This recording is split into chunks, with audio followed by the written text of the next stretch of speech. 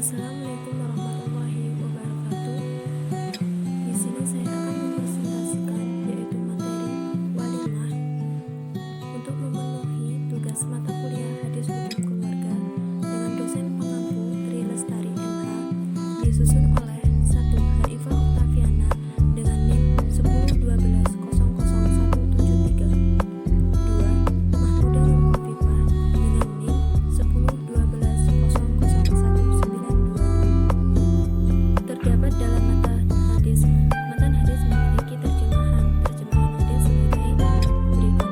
Telah menceritakan kepada kami Ali, telah menceritakan kepada kami Sufyan, ia berkata, telah menceritakan kepadaku Humaid bahwa ia mendengar Anas radhiyallahu anhu berkata, Nabi sallallahu alaihi wasallam pernah berkata kepada Abdurrahman bin Auf saat ia menikahi seseorang wanita Asy'ariyah, berapa mahar kamu berikan padanya?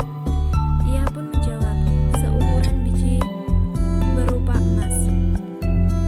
Dan dari Humaid, aku mendengar Anas berkata, ketika mereka sampai di kota Madinah, kaum Muhajirin pun singgah di tempat kediaman orang-orang Ansor.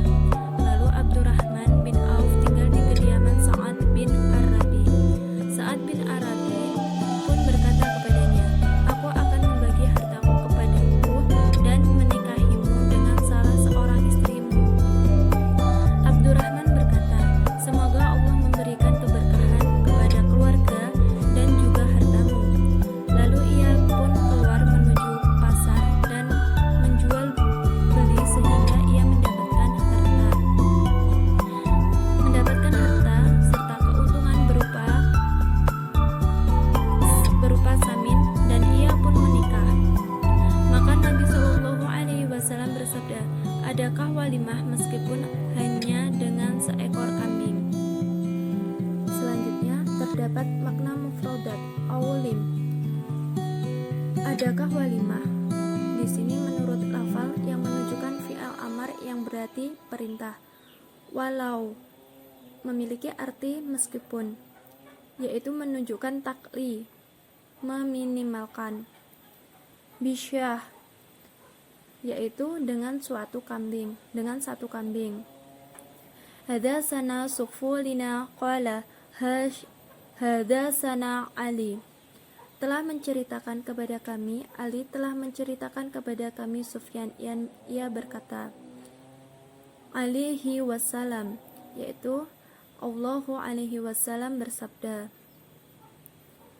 barakallahu laka fi ahlika wa malika, yaitu sebagai artinya Tuhan memberkati Anda dengan keluarga dan uang Anda. Yang D. Sababul wurud. Menurut Bukhari dan Humaid berkata, aku mendengar Anas berkata, ketika orang-orang sampai di Madinah, maka Abdurrahman bin Auf menjadi tamu sahabat Sa'ad ibnu Arabi. Maka Sa'ad pun berkata, aku hendak membagi hartaku untukmu dan meninggalkan salah seorang istriku untuk engkau nikahi. Abdurrahman menjawab, semoga Allah memberkatimu pada istri dan hartamu. Saat keluar menuju pasar, lalu dia berniaga sehingga memperoleh keuntungan berupa susu dan minyak samin. Maka Abdurrahman kawin atau menikahi dengan salah seorang istri Sa'ad. Ketika Nabi Shallallahu Alaihi Wasallam mengetahui kehendak nikah itu, beliau bersabda, selenggarakanlah pesta nikah. Hadis tersebut juga memiliki kajian sanad. Yang pertama, Anas, generasi sahabat terakhir. Anas bin Malik bin An-Nadhir bin Dalamon bin Zaid bin Haram. Dia adalah putra Nadhir, seorang iman muti, ahli Al-Quran, perawi hadis, cendekiawan Islam. Abu Humazah Al-Asy'ari Al-Khayyarani An-Nadhiri Al-Madani, itu sebagai pembantu Rasulullah Shallallahu Alaihi Wasallam, kerabat Nabi dari pihak perempuan, yaitu murid Nabi serta sahabat beliau yang terakhir. Yang kedua itu ada Humaid bin Humaid. Ia merupakan tabi'in yang berasal dari kalangan biasa yang mempunyai nama julukan Abu Ubaidah dan ia berasal dari negeri Bashrah. Poin yang ketiga yaitu Sufyan sebagai generasi tabi'in tingkat ketujuh. Sufyan bin Uyainah bin Abi Imran Maimun, ia adalah putra Abu Imran Maimun budak Muhammad bin Huzahim, saudara Ad-Dahhak bin Muzahim. Ia seorang imam besar dan hafiz di zamannya. Poin yang keempat itu Ali sebagai generasi tabi'in tingkat ke-12. Ali bin Abdullah bin Ja'far bin Nazih, ia bergelar Al-Imam Al-Hujjah, pemimpin orang mukmin dalam hadis. Ia bernama Abdul Al-Hasan Ali bin Abdullah bin Ja'far Asy'aid. Mereka adalah para pemuka kota Bashrah. Ia lebih dikenal dengan Ibnu Al-Madini. Dalam penjelasan dan kandungan hukum hadis, pengertian walimah. Walimah di sini diambil dari asal kata walimun yang berarti perkumpulan karena pasangan suami istri pada saat itu berkumpul sebagaimana yang dikatakan Al-Juhri. Bentuk kata kerjanya adalah awalama yang bermakna setiap makanan yang dihidangkan untuk merasakan kegembiraan. Dan walimah urs adalah walimah untuk pernikahan yang menghalalkan hubungan suami istri dan perpindahan status kepemilikan. Dalam kamus disebutkan walimah adalah makanan pesta pernikahan atau setiap makanan yang dibuat untuk undangan dan lainnya. Untuk hukum walimah ini perbedaan pendapat. Ada perbedaan pendapat yakni antara kewajiban dan sunnah. Ukuran walimah. Suatu jahir hadis adalah cukup dengan 1 ekor kambing. Hanya saja Nabi pernah merayakan pernikahannya yaitu Ummi Salamah atau dengan istri beliau lainnya dengan hidangan yang lebih sedikit daripada 1 ekor kambing. Tetapi tidak harus seperti itu, bisa melebihi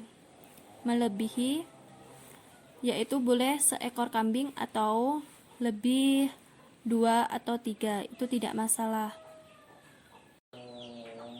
Untuk waktu, kapan waktu walimah itu? Waktunya dalam pelaksanaan walimah untuk pesta pernikahan bisa diperpanjang.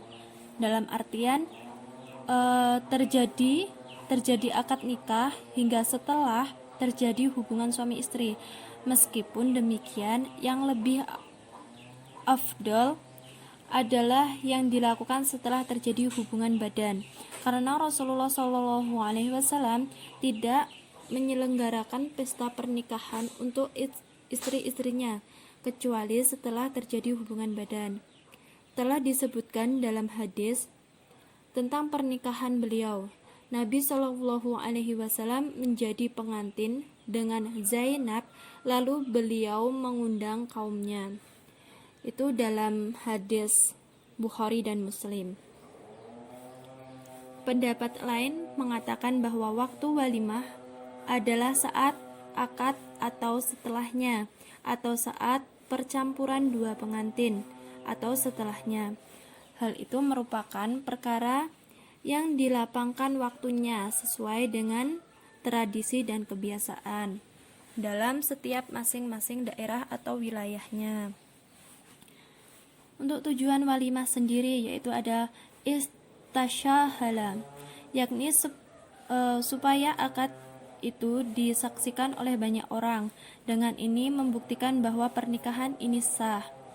Istaqa'a balada'a, yakni untuk mendoakan mempelai yang menikah. Untuk hikmah walimah, hikmahnya itu ada 3. Yang pertama, bersyukur kepada Allah atas pertolongannya dalam pernikahan. Yang kedua, berkumpulnya manusia pada pesta pernikahan tersebut mengajak agar mereka saling mengasihi dan memperemah memperemah tamah. Yang ketiga itu ada menunjukkan pernikahan yang bersembunyi-sembunyi menjadi terang-terangan untuk membedakan antara pernikahan yang disyariatkan dan perzinaan yang terlarang. Selanjutnya, jika seseorang ingin memenuhi undangan, yaitu undangan suatu pernikahan, walimah tadi, untuk pengikut mazhab Az-Zazariyah, As-Syafi'i, dan Imam Maliki berpendapat bahwa memenuhi undangan walimah adalah fardu ain bagi orang yang diundang untuk mendatang ke tempatnya. Ibnu Hams beranggapan itulah pendapat jumhur sahabat dan tabi'in. Dalil mengenai hal ini adalah hadis dari Ibnu Ammar radhiyallahu anhu berkata, Rasulullah shallallahu alaihi wasallam bersabda, Ngan anna Ibnu Umar radhiyallahu anhuma qala Rasulullah sallallahu alaihi wasallam idza du'iya ahadukum ila walimati qalba'a biha muttafaqun alaih wasalami idza da'a ahadukum ahatu falayuhib ngursa kana ahtadwahu, yang memiliki arti dari Ibnu Umar radhiyallahu anhu berkata, Rasulullah shallallahu alaihi wasallam bersabda, apabila salah seorang dari kalian diundang ke walimah, maka hendaklah kalian menghadirinya. Muttafaq alaih. Menurut riwayat Muslim, apabila salah seorang di antara kalian mengundang saudaranya, hendaknya ia memenuhi undangan tersebut, baik itu walimah pengantin atau semisalnya. Untuk At-Tarbani itu meriwayatkan dalam kitab Al-Awsah dari Imran bin Husain bahwasanya Rasulullah Shallallahu alaihi wasallam melarang untuk memenuhi undangan orang-orang fasik. An-Nasyai meriwayatkan dari hadis Jabir, siapa yang beriman kepada Allah dan hari akhir, janganlah dia duduk di meja makan yang dikelilingi dengan khomar. Di sini dapat kita simpulkan bahwa memenuhi undangan itu wajib hukumnya dan dilarang datang bila ada hal-hal yang mungkar. Jika terdapat kontradiksi antara hal-hal yang dilarang agama di tempat di sini maksudnya di tempat undangan dan tuntunan hadir, maka hukum memenuhi undangan itu dilarang. Sekian, terima kasih presentasi dari kelompok 5. Jika terdapat banyak salah kata dalam mempresentasikan makalah tersebut, kami mohon maaf yang sebesar-besarnya. Akhiran, wassalamualaikum warahmatullahi wabarakatuh.